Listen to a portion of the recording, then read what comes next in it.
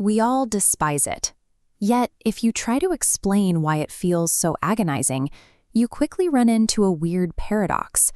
Boredom is a feeling caused entirely by nothing happening. Because human brains are intensely wired to process action and movement, we are terrible at describing an empty void.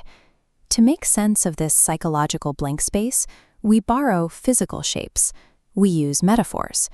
If we map these phrases out, we get a timeline of tedium. It starts at the baseline with the simplest, shortest metaphors we have. Think of the phrases we use for this initial drop in stimulation: a still pond, a low hum, a dusty shelf, or a blank wall. Notice how flat and quiet the imagery is. These short, punchy phrases mirror the feeling of a temporary glitch in our day. It is that fleeting, annoying moment when a web page refuses to load, or a conversation suddenly stalls. At this initial stage, boredom is a sensory vacuum.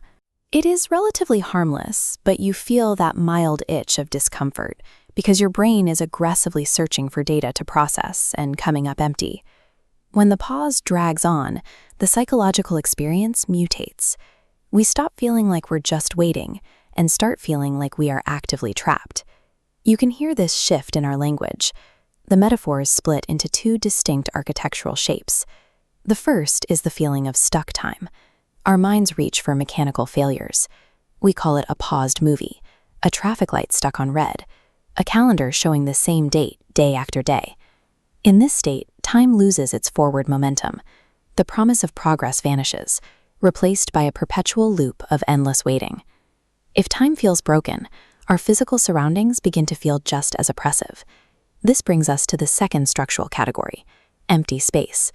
We describe our environment as a gray waiting room, a hallway with no doors, or a maze with straight lines.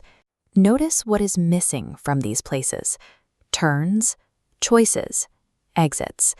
These spatial metaphors reflect a mind stripped of agency, wandering a path where every possible escape route has been painted shut. We've left the mild annoyance of the vacuum behind. In this middle stage, boredom functions as an active prison, paralyzing your perception of both where you are and when you are. If you stay in that prison long enough, you enter the chronic stage of the timeline. This is captured by the long metaphors. Here, the linguistic mechanics change. The descriptions become structurally bloated. They take more breath to say aloud. The phrases themselves physically mimic the slow, exhausting drag of the state they're describing. Take the phrase, "a long road folding back to the same quiet town." You exert immense effort traveling, burning fuel, but achieving zero progress. Consider a melody walking circles around the same three notes. It isn't silence. It's sound refusing to explore, creating fatigue because your brain knows exactly what's coming next. Then there's the stage waiting for actors who missed the train. All the props are in place, the lights are on, but you have the agonizing presence of a setting ready for action that never arrives. These long metaphors reveal the primary toll of the long drag, an exhausting illusion of motion that hides absolute stagnation. There is a final stage to this timeline. To see it, we have to look past the idea of boredom as a dead end. The language we use offers one last category of metaphors: the collision between boredom and excitement.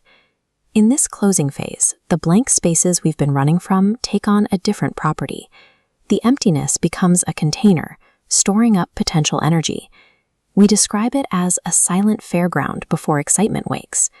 Or think of a calm sky holding excitement in distant thunder.